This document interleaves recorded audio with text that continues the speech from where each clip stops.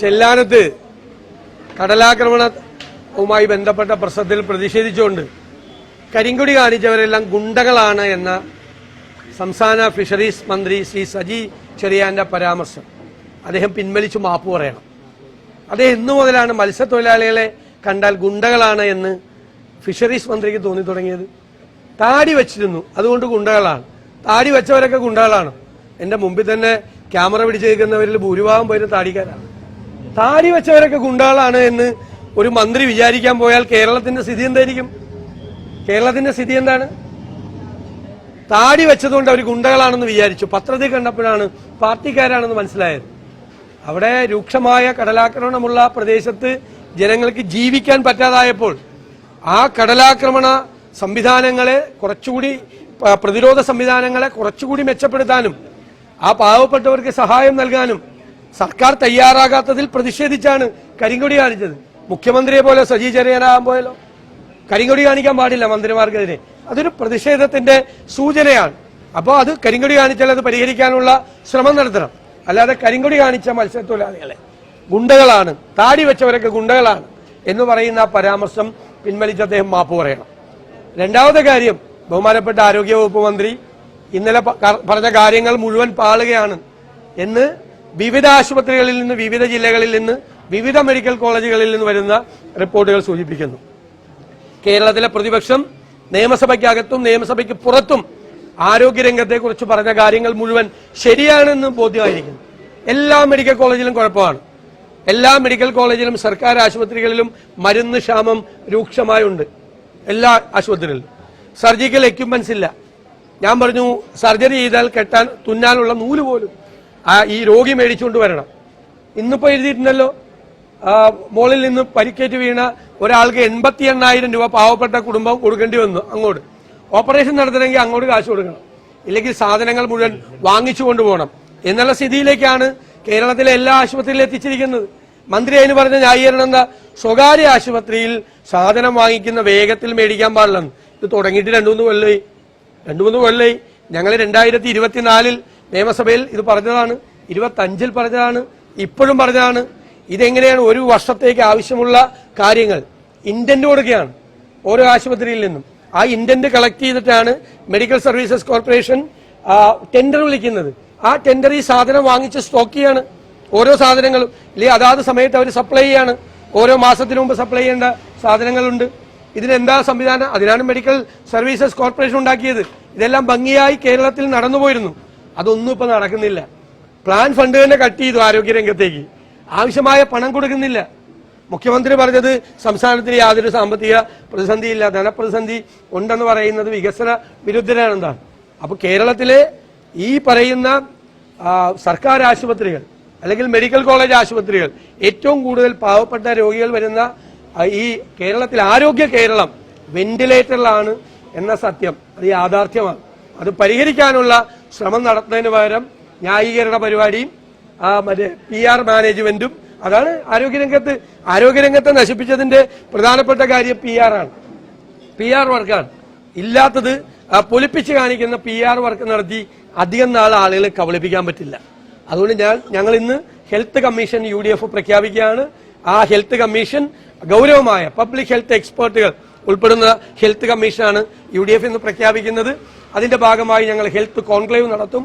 ഗൗരവത്തോടുകൂടി കേരളത്തിലെ പ്രതിപക്ഷം കേരളത്തിലെ ആരോഗ്യരംഗത്തെ സമീപിക്കുകയാണ്. ഞങ്ങൾ നേരത്തെ തന്നെ ഈ കാര്യങ്ങളെല്ലാം, ഞങ്ങളുടെ ഉത്കണ്ഠകളെല്ലാം ഞങ്ങൾ കൊണ്ടുവന്നിട്ടുണ്ട്.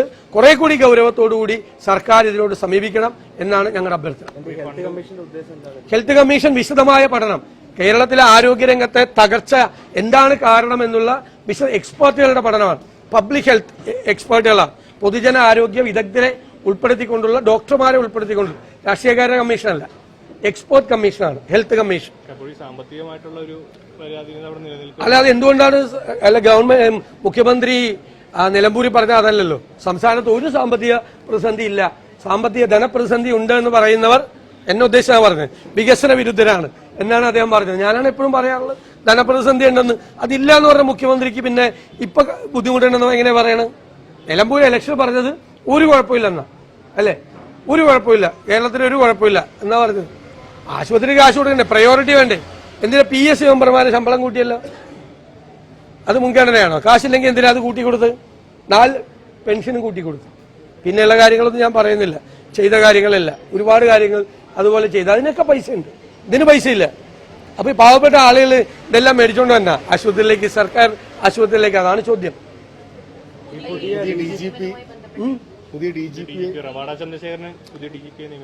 വരട്ടെ, അതിനെന്താ?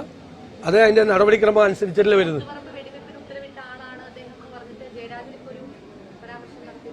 അല്ലല്ല, അതിപ്പോ ഓരോ ഉത്തരവാദിത്തപ്പെട്ട ഉദ്യോഗസ്ഥന്മാർക്ക് അതാത് സമയത്ത് ചിലപ്പോൾ തീരുമാനങ്ങൾ എടുക്കേണ്ടി വരും. ഒരു മന്ത്രിയുടെ ജീവൻ അപകടത്തിലാകുന്ന ഘട്ടത്തിലാണ് അന്ന് വെടിവെപ്പിന് ഉത്തരവിട്ടത്. എപ്പോഴാണ് വെടിവെപ്പിന് ഉത്തരവിടാൻ? പോലീസ് ആക്ടിൽ പ്രൊവിഷൻ ഉണ്ടല്ലോ. പോലീസ് ആക്ടിൽ ഏത് സമയത്താണ് അത് ചെയ്യണമെന്നുണ്ട്. ആ കൃത്യമായ സമയത്താണ്. ഒരു മന്ത്രിയെ ജനക്കൂട്ടം ആക്രമിച്ച് കൊന്നിരുന്നെങ്കിൽ ശ്രീ എം വി രാഘവനെ, അന്ന് CPM പ്ലാൻ ചെയ്ത് എം വി രാഘവനെ കൊല്ലാൻ വേണ്ടിയിട്ടാണ് ആ പരിപാടി നടത്തിയത്. മന്ത്രിയെ രക്ഷിക്കാൻ വേണ്ടിയിട്ടാണ് വെടിവെപ്പ് നടത്തിയത്. CPM ആണ് അവരോട് മാപ്പ് പറയേണ്ടത്. കാരണം അന്ന് സ്വാശ്രയ മാനേജ്മെന്റിനെതിരായിട്ടാണ് അവര് സമരം നടത്തിയത്, പരിയാരം മെഡിക്കൽ കോളേജ് എതിരായിട്ട്. ഇപ്പൊ എന്താ സ്ഥിതി? ഇപ്പൊ സ്വകാര്യ യൂണിവേഴ്സിറ്റികളിൽ നിയമം പാസ്സാക്കുകയാണ്.